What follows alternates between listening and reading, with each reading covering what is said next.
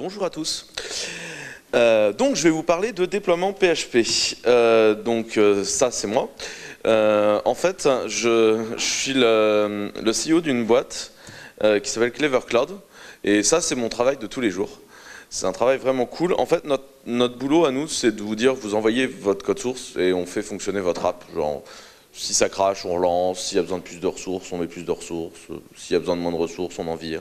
Si des fixes de sécu, on les fait. Et en fait, le fait de faire ce travail-là, c'est un truc qui nous permet d'avoir une bonne vision. C'est quand tu veux, pour la slide d'après. Ça nous permet d'avoir une bonne vision de ce que font les développeurs. Donc des bonnes pratiques, des mauvaises pratiques, etc. C'est-à-dire que nous, on fait partie de ces gens chez qui les gens viennent coller un WordPress et mettre des milliers d'utilisateurs concurrents dessus sans prévenir. Ou alors les gens qui viennent nous coller l'application Facebook de The Voice sans prévenir. Et un samedi soir, on regarde le monitoring et on fait tiens, c'est bizarre, il y a du trafic. On a des histoires de trafic qui sont hallucinantes. On avait remarqué un pic de trafic tous les dimanches aux alentours de 18 h. Il s'est avéré que c'était une messe dans un endroit où il y a eu un miracle en Pologne.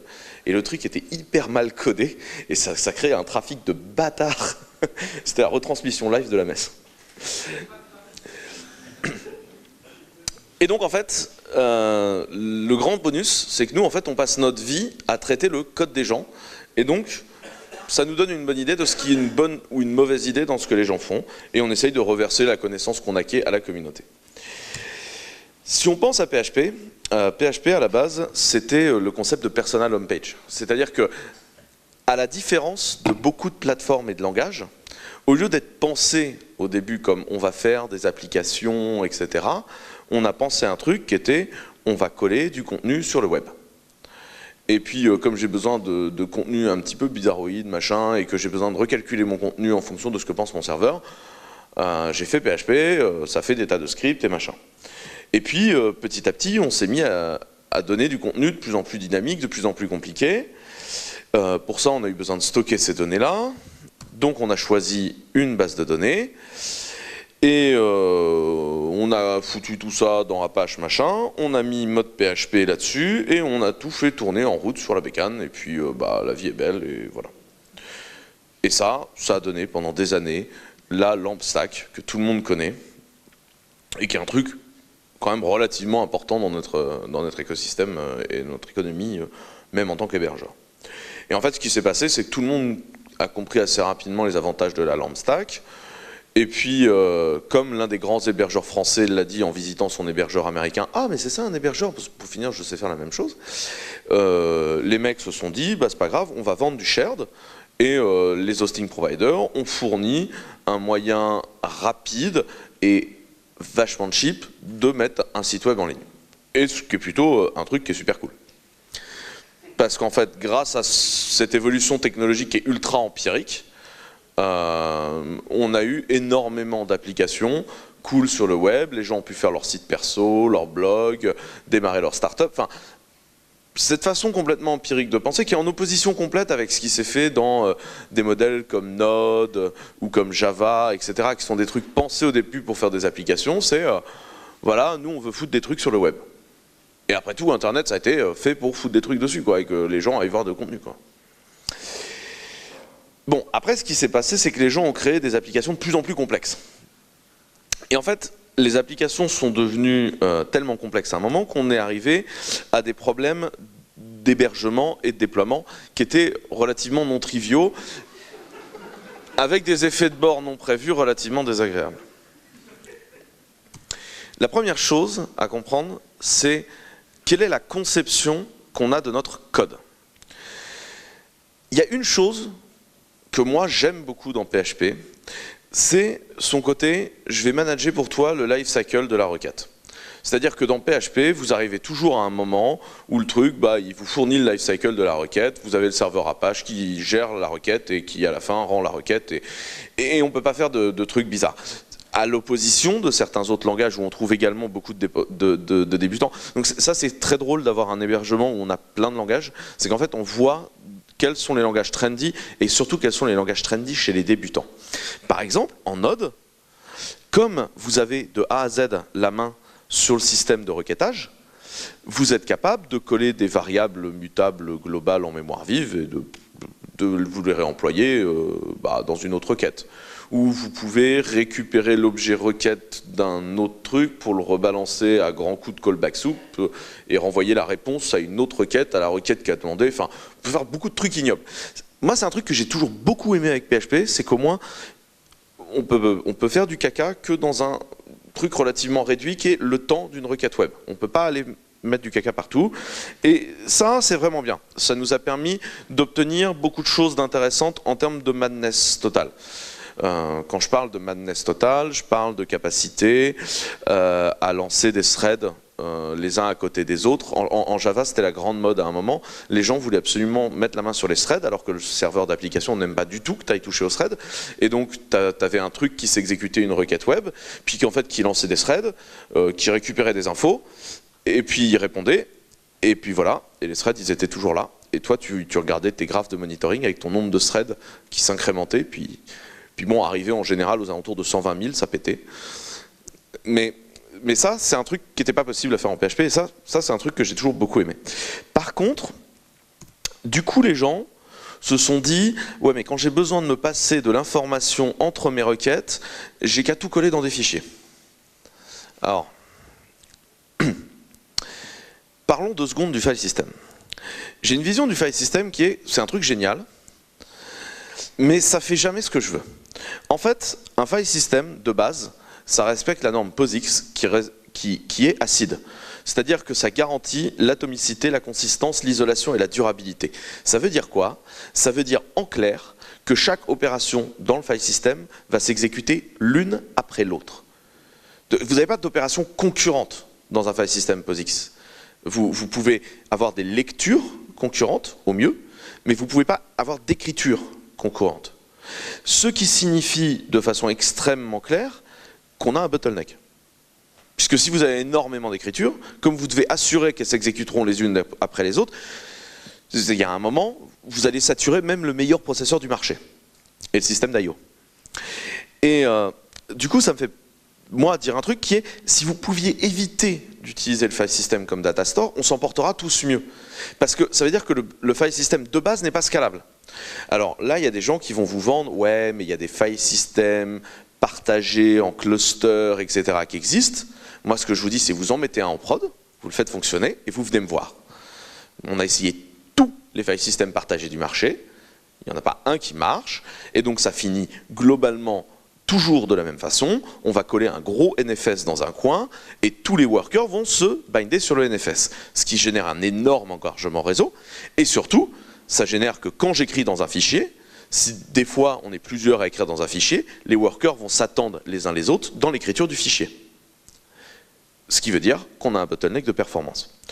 Il y a plein d'autres problèmes liés à ça, c'est que c'est un SPOF, puisque vous avez un système avec un master, puisqu'il doit comptabiliser les choses qui s'exécutent dans l'ordre, et que les SPOF c'est mal, et que c'est super chiant à backuper.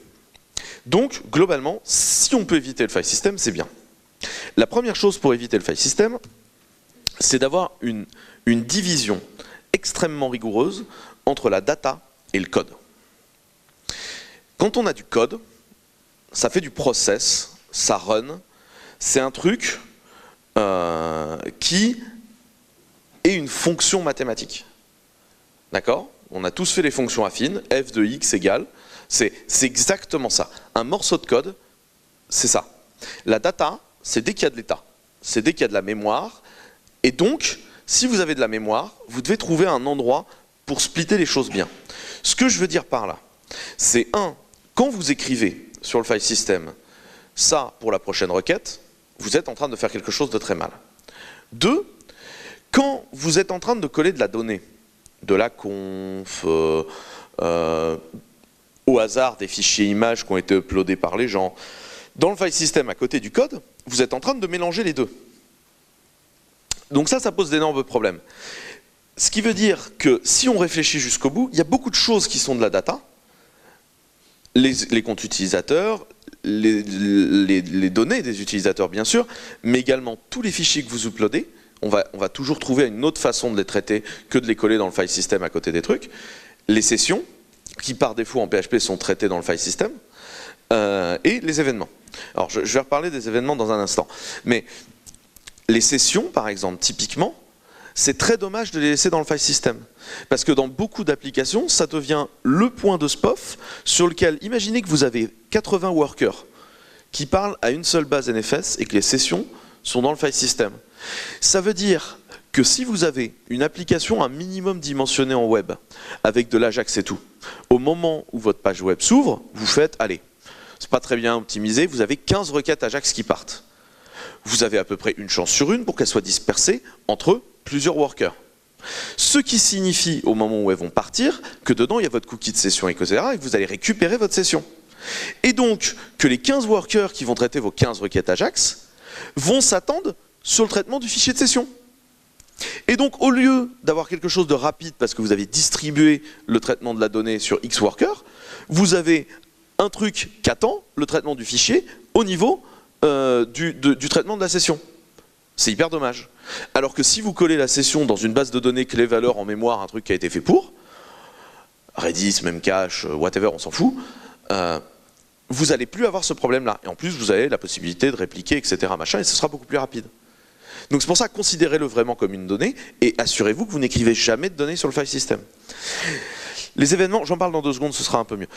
Donc vous devez à chaque fois travailler une notion de qualification de votre donnée et pourquoi c'est fait.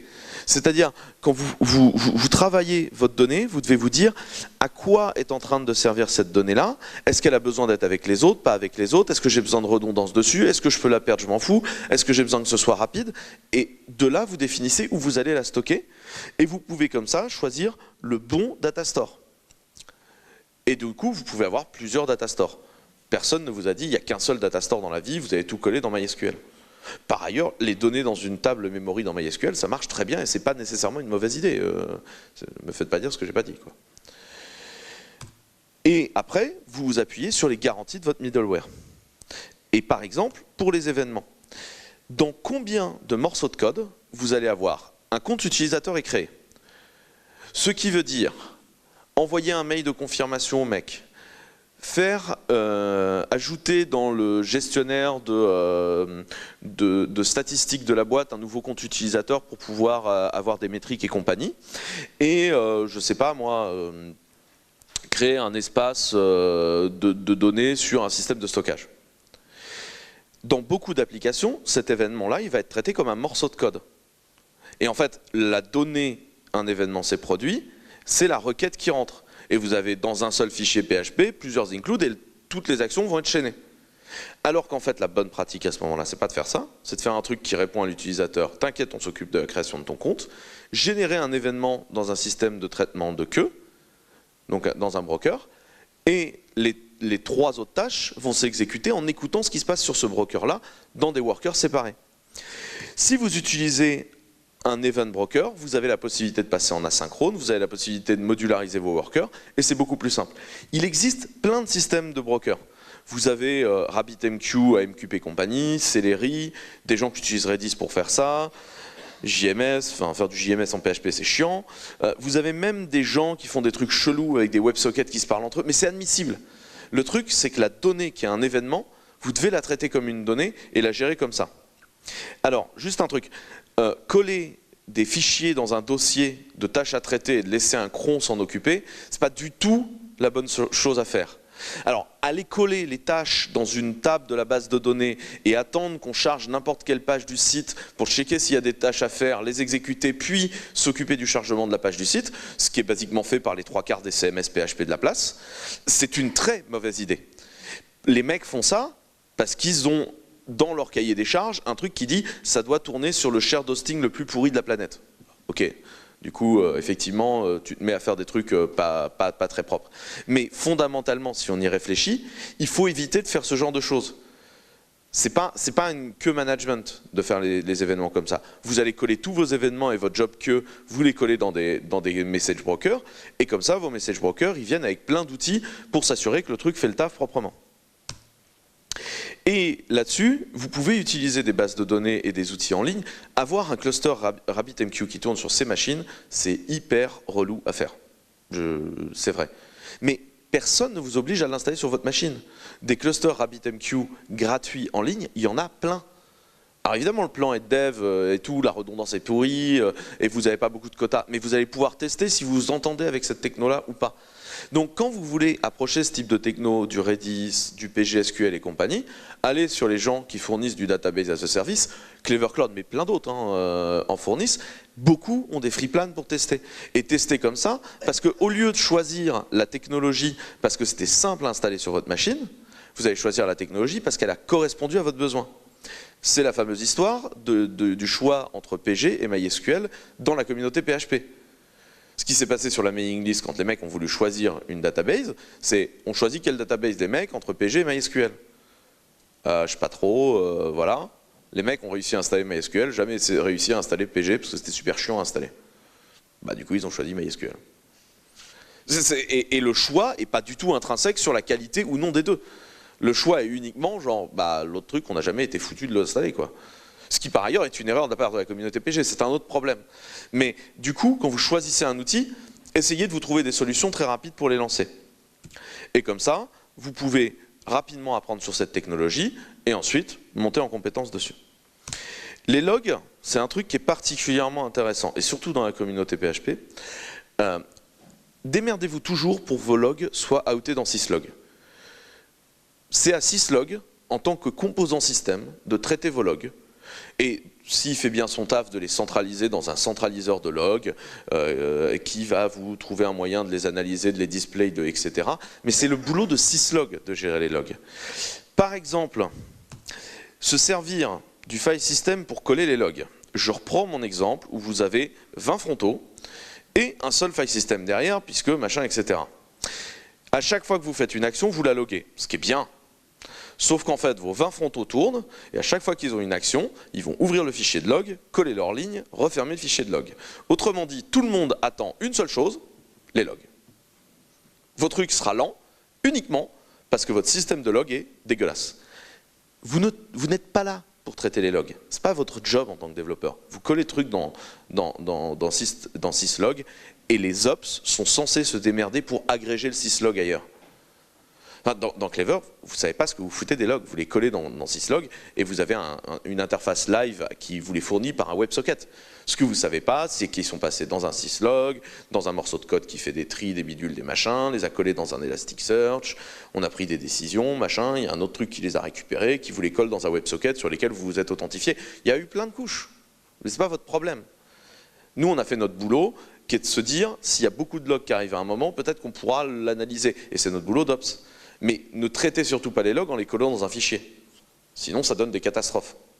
Alors, juste pour info, il y a énormément de gens qui nous font le coup chez Clever de nous coller les logs juste sur un file system bucket, qui est le NFS qu'on fournit, et juste les logs dans le file system bucket. Et ensuite, ils viennent pleurer en disant « mon application est lente ». Et t'as 20 workers de lancer, t'as un seul truc qui collecte les logs, ça sert à rien, et on t'a dit 25 fois de les coller dans syslog. Vraiment, c'est un truc que je hais, ça. C'est une de mes paniques la nuit, en fait. Surtout parce que, en fait, en général, les mecs n'ont jamais pensé au scale. Et du coup, en fait, la première fois que le produit se lance et fonctionne un peu, les mecs ont laissé les logs en debug et on se retrouve avec un fichier de log de 80 gigas avec le bordel à chaque fois qu'il ouvre le fichier, qu'il a genre et tout, c'est la lu, quoi. L'autre bonne idée en termes de déploiement, c'est de se démerder pour coller les assets ailleurs. Les assets, c'est les gros fichiers JS, CSS, effectivement, mais surtout toutes les images. Les images, théoriquement, elles n'ont rien à caler dans votre code. Ce n'est pas leur job. Les assets, théoriquement, vous les foutez ailleurs. En plus, il y a un autre intérêt à ne pas gérer les assets directement dans votre code, c'est que ce n'est pas le worker PHP qui se démerde pour les outer. On les out dans un truc qui sait les gérer pour les distribuer. Donc ça peut être un CDN, mais ça peut être juste un autre nom de domaine. Il y a un autre effet de bord qui est lié à la web perf, c'est que si vous servez les assets dans votre code avec des requêtes HTTP qui sont faites sur le nom de domaine de votre appli, à chaque fois, il y a votre cookie qui arrive. Et si vous utilisez un framework pas nécessairement très intelligent, le cookie, il fait facilement un peu de poids. Ça veut dire qu'à chaque fois, votre requête HTTP pour aller récupérer un pauvre fichier GIF, bah, elle fait X kilooctets dont on n'avait absolument pas besoin. Puis il y a une histoire de pipelining et de parallélisation des requêtes dans le navigateur, etc. Mais démerdez-vous pour sortir les assets du service du PHP. Ce sera beaucoup mieux pour tout le monde. Il y a une autre chose qui est intéressante là-dessus, et notamment je reprends sur l'histoire des fichiers uploadés. Prenez une question con comme les photos d'avatar dans une appli. Vous allez me dire, super chiant les photos d'avatar dans une appli, ça me fait chier de les coller en database, etc. Vous prenez un service à la S3, c'est-à-dire n'importe quel système d'object storage en HTTP un peu bien conçu, il y a des systèmes open source, il y a d'autres services en ligne, mais vous prenez du Amazon S3. Vous présignez l'URL d'upload, vous l'envoyez au client, c'est le browser qui upload directement l'image sur le système S3, et après, quand vous voulez montrer cette image au public, vous présignez la requête, donc l'autorisation de la requête, vous la présignez et vous la foutez dans le template HTML. Et en fait, vous, l'image, vous la voyez jamais passer dans votre code. C'est vraiment génial, surtout quand les mecs ont des images un peu grosses. C'est pas votre problème de gérer ce genre de truc. Essayez d'utiliser des machins pour au maximum coller en dehors ce genre de problématique. Les coller en dehors de votre code. Démerdez-vous pour que les assets se dégagent. Ça a un autre intérêt. Théoriquement, sur un serveur qui se comporte bien en termes d'application, toutes les requêtes HTTP prennent le même temps. Si vous distribuez des assets qui font 20 mégas d'un côté et des requêtes HTTP bien optimisées sur votre PHP de l'autre qui se réunissent en très peu de temps, le monitoring sera nécessairement moins fin, puisque vos temps de requête font ça. Alors que si vous avez réussi à homogénéiser vos temps de requête et que toutes les requêtes sont à peu près à ce temps-là, quand il y a un truc qui fait ça ou ça, tout de suite on se pose des questions. Alors que si votre ambitus normal c'est ça, le monitoring ne peut pas être plus intelligent que le roi. Hein. Vous comprenez le point là-dessus? Donc c'est assez intéressant de sortir les assets. Vous devez à partir de maintenant réfléchir votre application non plus comme un paquet de scripts, mais réellement comme une app, comme on fait en C avec un entry point. Et un truc, c'est votre application. Et par exemple, vous devez jamais générer de .php file au run. C'est vraiment du caca. C'est du caca pour des raisons qui sont extrêmement fortes. J'ai adoré ce gif. En fait, à ce moment-là, on va avoir un zoom sur la tête de l'hippo et on voit qu'il est content en fait. Il est content de son coup, tu vois. C'est vraiment l'espèce d'hippopotame vraiment emmerdant, tu vois. Et en fait, content quoi. Et en fait, ce qui est intéressant à ce niveau-là, c'est si vous utilisez un opcatcher. Donc l'opcatcher, je refais l'histoire. Votre code PHP se transforme en opcode qui ensuite est généré. Si vous ne mettez pas d'opcatcher, en clair, vous recompilez votre code PHP à chaque requête. C'est lent. Basiquement, Drupal là-dessus, ça marche quasiment pas. Enfin, c'est lent à mourir. Il vous faut un opcatcher à un moment qui cache l'opcode et qui vous permet de faire fonctionner le truc. Si votre code PHP change en permanence, l'opcode catcher, le cache d'opcode, il passe son temps à s'invalider, il ne peut pas fonctionner. Si votre code ne change jamais, bon alors il y a plein d'autres conditions dans un opcatcher et je pourrais faire un talk juste de 20 minutes sur l'opcache, mais votre code, s'il reste le même, l'opcache va agir et du coup vous allez booster la performance des requêtes. En dehors des problèmes de sécurité et de machin, etc. Si vous écrivez du code au runtime, vous vous exposez à énormément d'effets de bord indésirables. Si vous pensez à ça, vous devez également aller vers un truc qui est, on ne fait plus de déploiement FTP. Un déploiement, c'est du Git. FTP, on doit arrêter d'utiliser ce truc-là. Parce que FTP fait référence au file system, fait référence à un fichier précis, et fait référence à des opérations atomiques sur les fichiers. Au lieu de dire, j'ai qu'une seule application, dont tout le code PHP est unitaire, je vous balance ce commit-là, et ça marche. Alors que si vous faites un déploiement par FTP, ça signifie, bon, alors je vais unpicker mes files, etc., et faire ça. Ce qui signifie également que vous devez absolument abandonner cette très mauvaise habitude qui consiste à faire un hotfix sur le serveur. Le hotfix sur le serveur, c'est la fin du monde. On ne fait plus jamais ça de la vie. Qui fait ses déploiements en Git? Ah, c'est bien. Cette question-là, il y a 1 an et demi, ça ne donnait pas du tout le même résultat. Je suis vraiment content. Autre point, utilisez un build system. Il se trouve que Composers est génial. Enfin, Composer, c'est surtout imposé, parce que c'est un peu le last standing man du truc. Mais Composer, il va aller vous chercher vos dépendances et tout. Si on pouvait éviter de coller les dépendances dans le code de l'application, on va tous s'en porter beaucoup mieux, parce que du coup, la taille de votre dépôt est beaucoup plus carrée, et vous savez exactement la couverture de code que vous faites. Alors, puisque c'est une question qu'on nous pose en permanence sur le support de Clever, rapidement, à partir du moment où vous utilisez Composer, il ne faut pas aller bricoler les fichiers qu'il y a dans Vendors. Sinon, ça ne marche pas, en fait. Et du coup, il ne faut pas committer Vendors. Vendors, il se génère à chaque fois que vous buildez le truc. Bon, il se trouve que le truc qui est encore un peu triste avec Composer, c'est qu'il ne sait pas chercher lui-même sa version et compagnie, et que les 3/4 du temps, vous êtes obligé de committer le composer.phare du truc en disant genre, c'est cette version-là de Composer que j'ai employée. Mais si vous réfléchissez bien au truc, vous avez un process de build qui est propre maintenant pour PHP, avec la recherche des dépendances. Et comme, de manière générale, même si ce n'est pas le kiff absolu, npm grunt browserify, c'est une stack qui marche bien pour builder le front, on peut enfin arrêter de balader des versions de jQuery qui ont 6 ans de retard dans les projets, et puis, ah ouais, mais ce projet-là, il est basé en partie sur celui-là, et hop, je récupère toutes les libs qui ont 120 ans de retard, et qui ont plein de failles de sécu, et schlap, elles sont copiées. Si vous utilisez ça comme ça, ce sera à peu près propre, et on n'aura pas ce genre de problème. Du coup, ne committez pas, et ne shippez pas les deps. Les deps, elles doivent être dans le build system, et surtout pas à côté. Vous devez essayer de penser que votre application doit être capable de fonctionner sans avoir les droits d'écriture sur le serveur. Et réfléchissez réellement à votre capacité à faire une application qui n'a pas les droits d'écriture. Vous ne modifiez pas le code pendant qu'il run, vous déployez des choses fraîches. En fait, vous faites un déploiement. Un déploiement, c'est un instant clé, on dit genre là, on déploie. C'est pas genre là, j'ai été shifté des fichiers sur le serveur, c'est là, on a créé un événement qui est on déploie, c'est une opération qui est atomique en elle-même. Et vous devez la concevoir comme une compilation. C'est-à-dire que vous devez penser que votre application PHP, elle se compile. Ce qui d'ailleurs, avec la notion d'opcatcher, etc., est exactement ce qui se produit. Vu que l'opcache va réellement, en fait, compiler votre application. Il y a en plus, dans le renouveau de PHP et dans les autres implémentations de PHP, cette notion de compilation qui existe et qui est intéressante. Il y a un projet auquel nous, on a beaucoup contribué à une époque et qui est très intéressant, qui s'appelle Bianca, qui est une réimplémentation de PHP en Java, qui bénéficie de plusieurs choses. Un, de pouvoir aller coller du PHP dans certaines DSI frileuses. Deux, d'avoir des perfs sur certains softs 10 fois supérieurs ou 8 fois supérieurs à ce que fait PHP. Après, je vais pas vous mentir, il y a des trucs qui ne marchent pas dedans, enfin c'est pas une truc complète, mais si vous allez sur le dépôt de Clever Cloud, vous trouverez Bianca, et dans certains cas, ça peut vous amener des choses vraiment intéressantes. Et par ailleurs, vous pouvez aller toucher à des librairies Java depuis Bianca, ce qui dans certains cas est très cool.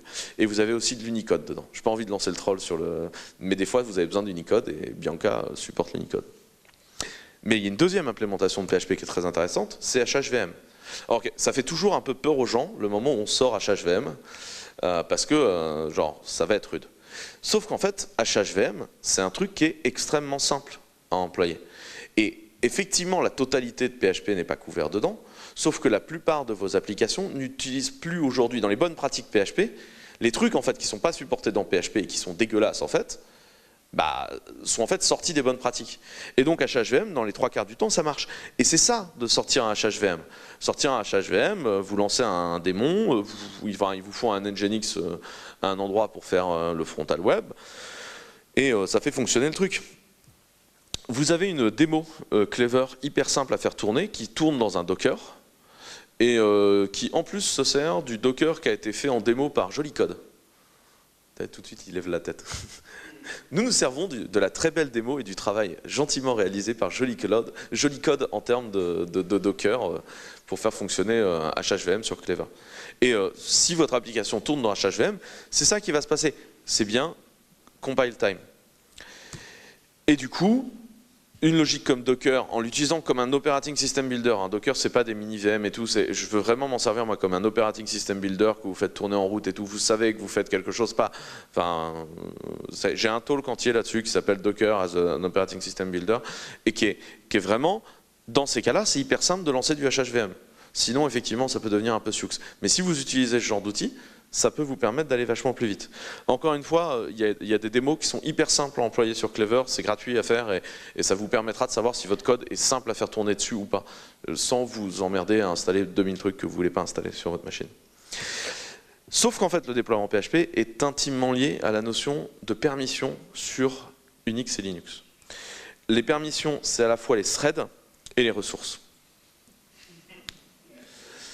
Dans un premier temps, on s'est dit, c'est pas grave, on va tout coller en route, la vie est belle. Sauf qu'en fait, ça pose énormément de problèmes de sécurité.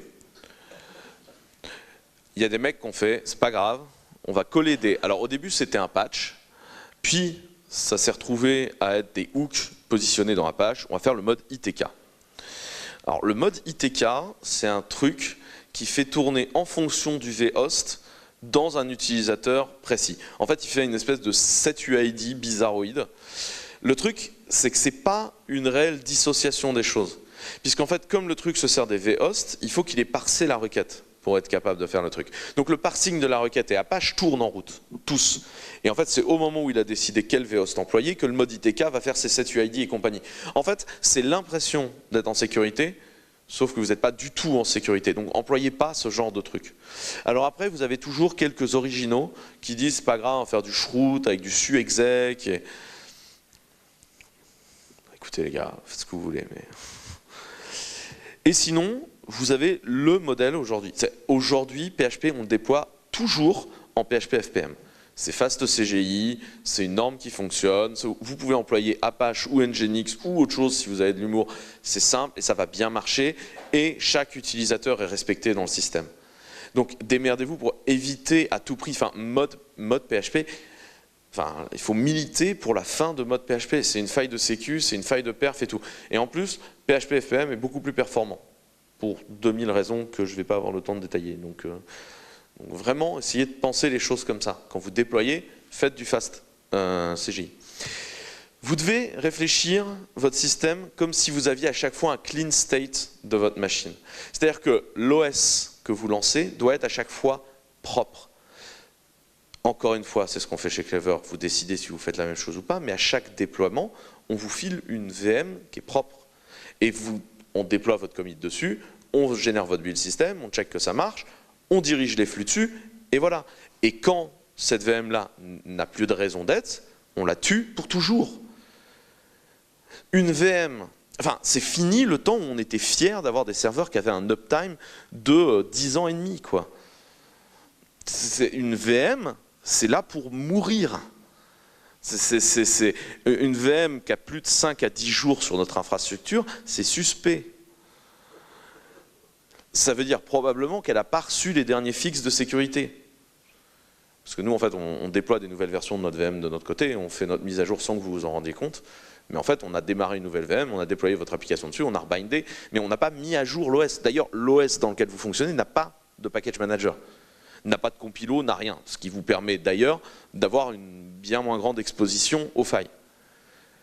Donc c'est extrêmement intéressant de procéder comme ça, parce que si vous avez toujours un clean state, vous ne posez jamais la question de l'historique. Vous ne devez jamais vous dire pour reconstruire le serveur, il faut passer par tous ces processus-là. Ça doit être un processus très simple. Start la copie du serveur, déployer le package manager, done. Vous devez travailler sur une idée que tout est stateless. Ce qui rejoint l'idée de surtout ne rien coller en RAM et pas dans le file system. Vous devez tout coller dans des systèmes qui gèrent la donnée dans ce cadre-là. Dernier gros conseil de déploiement. Évitez de committer les codes de la database dans les fichiers. On utilise les variables d'environnement depuis longtemps, ça marche super bien, et ça vous permet surtout d'avoir une prod, un dev, une pré-prod, qui est ISO en termes de code. Vous changez juste les variables d'environnement en fonction de quelle database on se connecte à quoi. Et vous, c'est simple d'avoir un fichier de sourcing de vos variables sur votre machine, c'est simple d'en avoir sur tous les autres systèmes. Si vous utilisez pour toute la conf des variables d'environnement, quitte à ce que ce soit qu'une seule variable d'environnement qui choisisse quel fichier de conf employer, mais évitez dans la conf d'avoir un commit à faire. Ce n'est pas un commit de la conf. La conf, c'est le contexte. Et le contexte, c'est les variables d'environnement. Et encore une fois, nous on considère que le travail du développeur s'arrête au moment où il fait git push. Théoriquement, c'est un process d'aller mettre en prod, c'est pas au développeur d'aller unpicker les fichiers dans FTP en disant genre ouais je vais mettre un peu de ci, un peu de ça, un peu de tagada, voilà. Et les applications doivent se déployer en claquant des doigts et sans se poser de questions. Mon dernier conseil, et même si c'est un tout petit peu sorti du contexte, j'ai une demande à vous faire. En tant qu'utilisateur de MySQL et au global, est-ce que vous pouvez arrêter d'utiliser auto-increment? J'ai plein de bonnes raisons pour ça. D'abord, auto-increment, il est géré par la database et dès que vous mettez du master slave avec recomposition d'écriture et élection de master, ça part en cacahuète. Il y en a un qui décide quoi mettre, dans quel sens et tout, et c'est la catastrophe. La deuxième chose, c'est que ça donne des informations business dans vos ID aux gens qui sont à l'extérieur. Si votre ID de compte utilisateur, c'est un auto-increment, et donc que vous allez retrouver sur profile user / mon ID. Quand vous venez me voir et que vous me dites ça marche super fort en ce moment, on a déjà plusieurs milliers d'utilisateurs sur notre plateforme et que quand je me connecte à mon compte que je viens de créer, je vois profile / 123, j'ai une information business que vous n'avez pas envie que je connaisse. Et ça, c'est une très mauvaise idée. Pour faire des ID, il existe une technique, c'est les UUID. Ça génère un truc. Si vous arrivez à me faire des collisions du UUID, c'est que vous avez des vrais problèmes de charge, donc on peut discuter. Mais si vous utilisez des UUID partout, votre vie va être tellement meilleure. Vous imaginez même pas. Et la quasi-totalité des problèmes que vous avez avec NoSQL vont s'effondrer d'un seul coup. Parce que c'est vous qui reprenez la main sur la gestion de la clé primaire via un UID. Donc ça, c'était légèrement déconnecté du reste, mais c'était un de mes vieux combats. Si on pouvait arrêter d'utiliser auto-increment, on s'en portera tous beaucoup mieux dans le truc. Quoi? Yes. Merci beaucoup de m'avoir écouté, et je suis disponible pour vos questions maintenant. Voilà.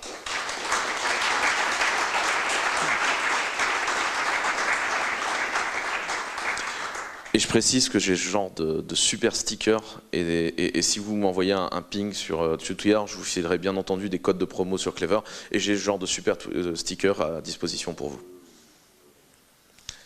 Question? Sticker. Je voulais parler un peu de Docker, on en a parlé un petit peu, mais du coup, tu as l'air plus de privilégier le déploiement par Git. Ouais. Il y a une raison particulière ou... Ouais. Alors, point de vue très Clever Cloud du domaine, mais après, chacun voit midi à sa porte. Docker, c'est pas des mini-VM. Tu partages ton kernel avec les autres. Donc nous, on considère qu'on ne peut pas utiliser Docker en s'en servant comme VM. Donc c'est pour ça que dans Clever, tu as toujours ta VM à toi. Enfin, et puis chaque application tourne dans sa VM. On ne s'en sert pas pour diviser les ressources. Parce que c'est très facile d'exploiter une faille du noyau et de remonter. Il y a un deuxième truc qui nous saoule avec Docker, c'est que ça crée des cas de dépendance non testée entre glibc et le kernel. Puisque dans Docker, tu n'as pas la main sur le kernel qui tourne, c'est à peu près le seul truc qui tourne sur lequel tu n'as pas la main dans un Dockerfile. Et donc par contre, tu charges une glibc qui a potentiellement jamais été testée avec le kernel qui est à côté. Et donc ça, on trouve que c'est extrêmement dangereux. Donc nous, on ne peut pas s'en servir comme mini-VM. Par contre, on trouve que c'est très intéressant comme build de l'operating system dont tu as besoin. Imaginons que tu as une application relativement compliquée qui a besoin de X dépendances à la con et de compiler des trucs chelous, que nous on te fournisse. À la limite, on pourrait te fournir un truc en disant ouais, t'as un script SH que tu lances, qui installe des paquets, qui fait tes compiles et machin. Ça s'appelle, basiquement, c'est un peu ce que fait Heroku avec ses build packs, et nous on trouve pas ça hyper propre. En plus, c'est dépendant d'une distribution, c'est pas très cool. Le faire dans Docker, c'est mieux, puisque tu vas builder ton système. Par contre, nous, ce qu'on te dit, c'est que le build de ton système, ça n'est qu'une de dépendance de tes applications. Et donc, en fait, tu vas juste committer ton application avec ton Dockerfile. Et donc, en fait, tu fais un git push qui, derrière, va déclencher le build de ton Docker. Oui, tu builds sur la VM, du coup. Toujours, ouais. D'accord. Donc, tout ce qui est Docker Hub, etc., tu n'es pas très fan. Bah si, parce que tu vas dépendre de certains trucs qui sont dans le Docker Hub, que tu vas télécharger dans ta VM et tout. Et nous, en plus, on a un cache du Docker Hub à côté de toi, donc ça se passera vite. C'est l'appli que tu builds sur la VM, c'est ça? Ouais. D'accord. En fait, on build l'appli sur une version de nos templates de VM pour ta version de l'appli, et ça on en fait un cache. Si tu bootes 8 machines chez nous, tu as une machine qui va builder, qui va coller ça en cache et tout le monde va le récupérer. Ce serait débile de le builder 8 fois, ça n'a aucun sens. D'accord. Donc l'utilisation par exemple des data volumes au niveau de Docker, du coup tu t'en sers Alors pas. pour l'instant on ne le fournit pas, parce que quand on a commencé à le fournir, les gens ont commencé à faire des trucs vraiment malsains avec, parce que genre ouais c'est génial, on va lancer des PG, mauvaise idée les gars. Donc on est en train de travailler sur une solution intelligente pour fournir les data volumes. Mais après, nous, pourquoi est-ce qu'on te dit Docker c'est optionnel? Parce que fondamentalement, si c'est toi qui décides ce qu'il y a dans l'operating system, s'il y a une faille de sécu sur OpenSSL par exemple, et qu'il faut la corriger, enfin sur les frontaux c'est notre responsabilité à nous, mais sur ton local et qu'il faut la corriger, c'est à toi de mettre à jour ton Dockerfile. Oui, tout à fait. Alors que si ton application se sert d'un PHP classique et fait pas de trucs chelous, d'un Node classique et fait pas de trucs chelous, nos templates de base, ils vont la faire tourner très bien. On va la déployer plus rapidement avec de meilleures perfs. Et s'il y a un truc à mettre à jour, c'est notre responsabilité, plus la tienne. Et donc tu y gagnes. C'est pour ça qu'on dit aux gens c'est optionnel de faire du Docker. Tu ne le fais que si on ne peut pas te fournir les trucs bizarres que tu veux faire dans l'OS. Ok. Voilà. Merci. Désolé pour cette réponse un peu longue.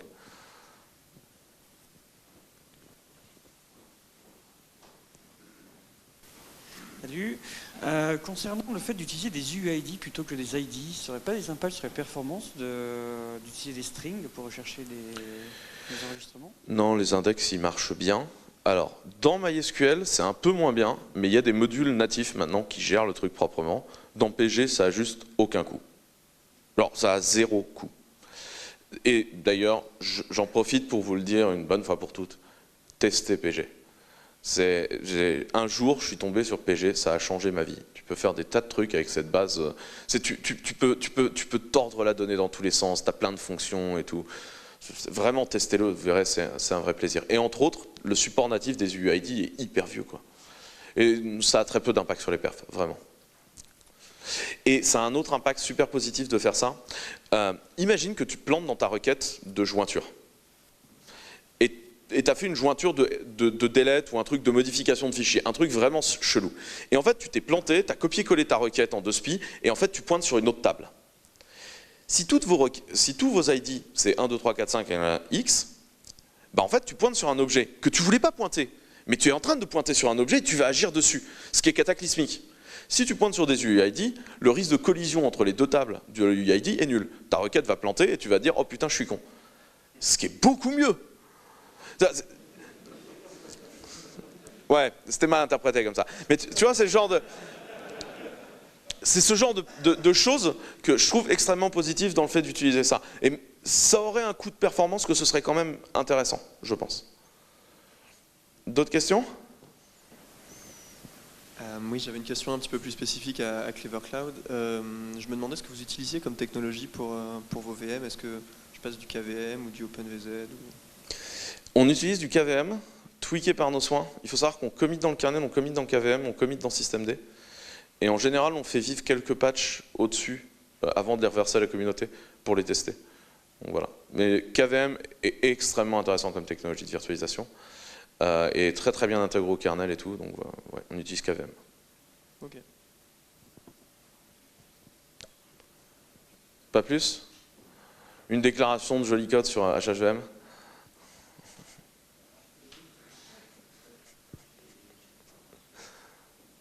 Ok, cool. Bah, merci beaucoup.